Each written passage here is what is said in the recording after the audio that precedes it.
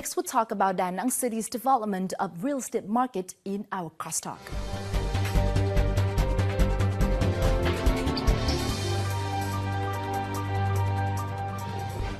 Boasting a long beachfront unparalleled in Vietnam, Da Nang City has been Vietnam's premier seaside and fastest-growing tourism destination. With strategic location, Da Nang City has also emerged to be the economic hub of Vietnam's Central Coast.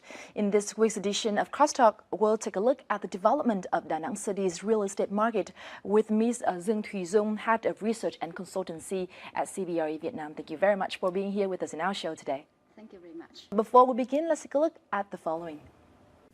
Real estate accounted for around 54% of total new capital in Da Nang in 2014, a slight decline of 0.7% year-on-year. New streets have been established in central Da Nang, including Fashion Street, Lê Duẩn, Food Street, Phạm Hồng Thái, Tourist Street, Bạch Đằng, Souvenirs and Gift Street, Bạch Đằng and Như Nguyệt. Transportation infrastructure have also been developed, such as the Huế T Junction flyover, which was opened on a trial basis in March.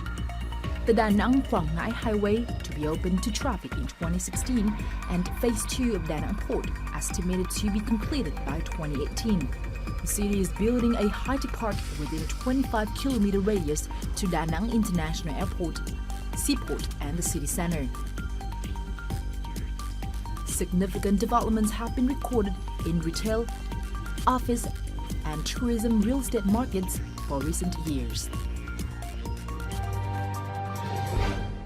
Vietnam real estate market has seen several signs of recovery since the end of 2013, and last year the transaction number increased while the inventory declined.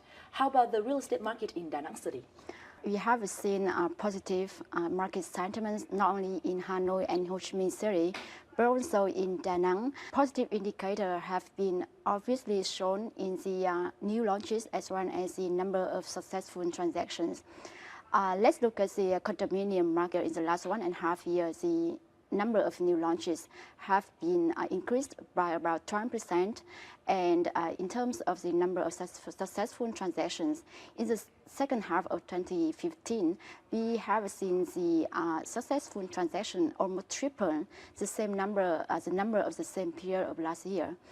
Not only in the condominium market, but also in the hospitality market, we have seen a very positive indicators in terms of number of international arrivals as well as local arrivals. That supported very high occupancy rate in some selected hotels and resorts, such as Intercontinental Hotel and Resort. They reported a very high occupancy rate from 80% to 90%. So obviously there have been some positive signs in Da Nang's real estate market. Which segment has been the highlight in this real estate market? As you mentioned earlier, Da Nang has some of the nicest beach in Vietnam, and among a lot of coastal cities in Vietnam like Phu Quoc, Nha Trang, or Ha Long, Da Nang is still the hottest destination not only for local but also for international investors. Having such advantages, of course, hospitality market, including vacation home market, is the key segment that support for the rapid growth for Da Nang hospitality market. Now tell us more about some significant development in terms of hotels and resorts in Da Nang City. Even during the crisis, during the last 2 and 3 years, Da Nang have welcomed a number of hotel and resort operators to the city. Some of them are very famous. One belongs to the Intercontinental Group, Hyatt Group, or Accor Group. Some are not only the international, but also the regional operators, such as the Fusion Maya of the Serenity Holding Group.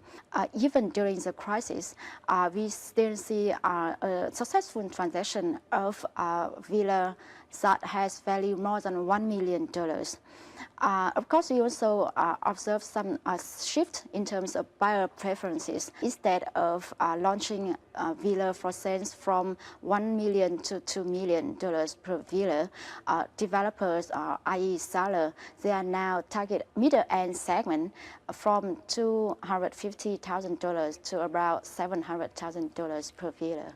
What is your assessment of the supply and demand of hospitality property market in Da Nang City?